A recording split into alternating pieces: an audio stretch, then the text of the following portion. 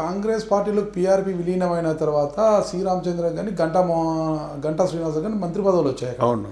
అంటే అప్పుడు మీరు పీఆర్పీలోనే కొనసాగి ఉండింటే విలీనం తర్వాత మీకు మంత్రి పదవి వచ్చేదేమో కదా. మేము ఆశించలే. ఎందుకంటే కిరణ్ కుమార్ రెడ్డి గారు ముఖ్యమంత్రి అయితే ఫస్ట్ ఫోన్ కాల్ నాకే వచ్చింది.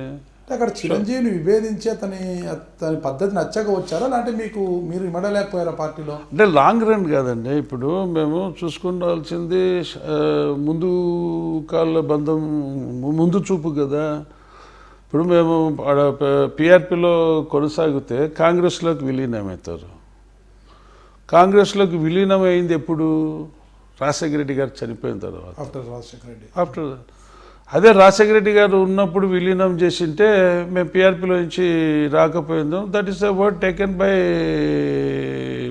ఫ్రమ్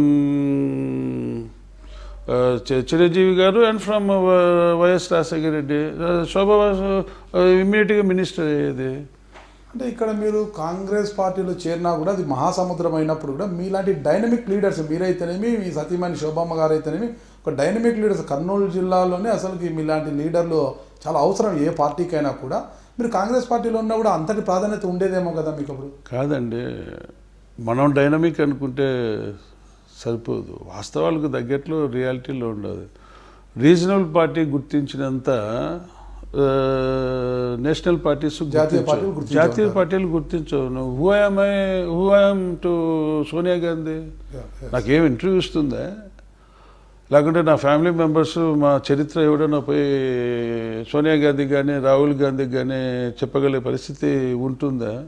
రీజనల్ పార్టీస్ ఈరోజు మాకు గుర్తింపు లభించిందంటే బికాస్ ఆఫ్ రీజనల్ పార్టీస్ ఉండే.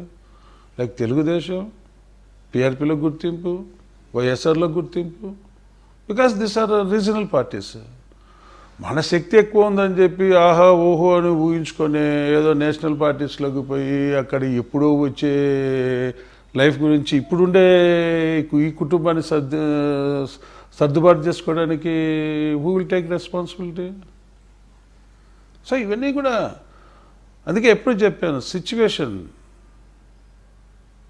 Situations always it will command and demand. Congress పార్టీలో అప్పుడు సీఎం కిరణ్ కుమార్ రెడ్డి నుంచి మీకేం పిలుపు రాలేదా? పిలుపు వచ్చి అదే చెప్తున్నాను.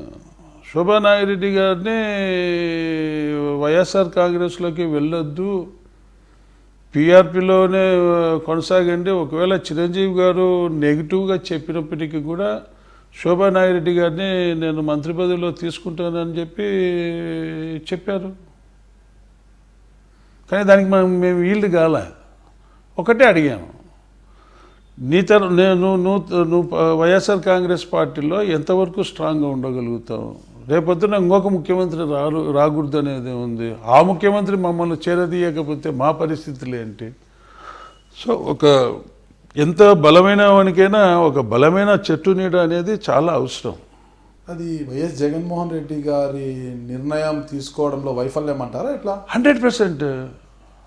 ఇప్పుడు నీకు నచ్చితే కాదు కదా, ప్రజలకు నచ్చాలి కదా. నీకు నచ్చినోనే నువ్వు పెట్టుకుంటే వాడికి ఎంత ఇమేజ్ ఉందో అనేది ఎంక్వైరీ లేదు. అభ్యర్థుల ఎంపిక విషయంలో మీ పాత్ర ఎలా ఉండేది అంటారు? అప్పుడు నేను వదిలేశాను, నేను కంప్లీట్గా వదిలేశాను. I don't want to waste.